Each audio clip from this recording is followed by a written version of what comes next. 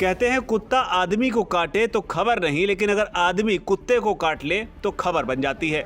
ठीक उसी तरह पाकिस्तान आर्थिक संकट के दौर से गुजर रहा है।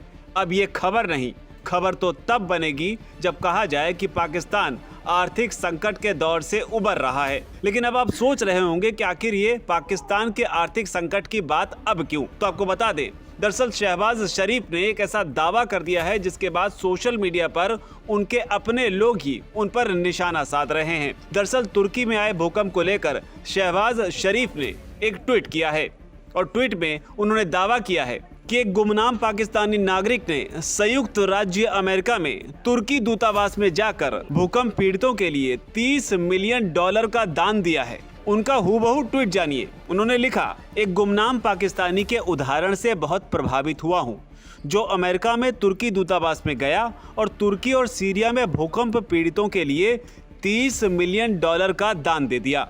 ये परोपकार के ऐसे शानदार कार्य हैं जो मानवता को दुर्गम प्रतीत होने वाली बाधाओं पर विजय प्राप्त करने में सक्षम बनाते हैं। शहबाज शरीफ के इस ट्वीट पर उनके अपने लोगों ने क्या कहा वो बताए उससे पहले ये जान लीजिए। दरअसल एक कहावत है कि कौवा चला हंस की चाल और अपनी भी खो बैठा। कुछ ऐसी ही हालत पाकिस्तान की है। दरअसल पाकिस्तान तुर्की में भारत की नकल करते हुए अंतर्राष्ट्रीय स्तर पर मसीहा बनने की कोशिश कर रहा है और इसी कड़ी में सोशल मीडिया पर कई ऐसे वीडियोस ट्वीट किए जा रहे हैं जिसमें पाकिस्तान के अधिकारी तुर्की में लोगों की जान बचाते देखे जा रहे हैं। लेकिन बड़ी बात यह है कि जान बचाने की कवायद उस दौर में हो रही है जब पाकिस्तान में ही जान के लाले पड़े हुए हैं और यही वजह है कि शहबाज शरीफ के इस दावे पर सोशल मीडिया पर लोगों ने उनका मजाक उड़ाया और साथ ही उनसे एक ऐसा सवाल पूछ लिया जिसका जवाब हर कोई जानना चाहता है। पाकिस्तान के ही कई दिग्गज पत्रकारों ने शहबाज शरीफ को निशाने पर लेते हुए पूछा कि आर्थिक संकट से जूझ रहे देश को उबारने के लिए अज्ञात दानकर्ता तुर्की दूतावास के बजाय पाकिस्तानी दूतावास में क्यों नहीं गया। जाने मानी लेखकार आयशा सिद्दीकी ने ट्वीट किया, दिलचस्प बात यह है कि यह परोपकारी व्यक्ति चुपचाप पाकिस्तानी दूतावास में नहीं गया। आश्चर्य है क्यों? एक और पाकिस्तानी पत्रकार एहतशाम उल हक ने ट्वीट किया, लोल, इसके बजाय खुद से एक सवाल पूछें कि वो पाकिस्तानी दूतावास क्यों नहीं गया। वैसे इस खबर के बीच आपको ये भी जानना जरूरी है कि पाकिस्तान और IMF के बीच पिछले कई दिनों से वार्ता चल रही है जिसके बाद भी कोई समाधान नहीं निकल पाया है।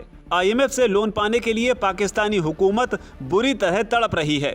पहले पेट्रोल और डीजल के दामों में बढ़ोतरी की जा रही है और तो और पाकिस्तान में 10 अरब टैक्स वसूलने का फरमान भी जारी कर दिया गया है।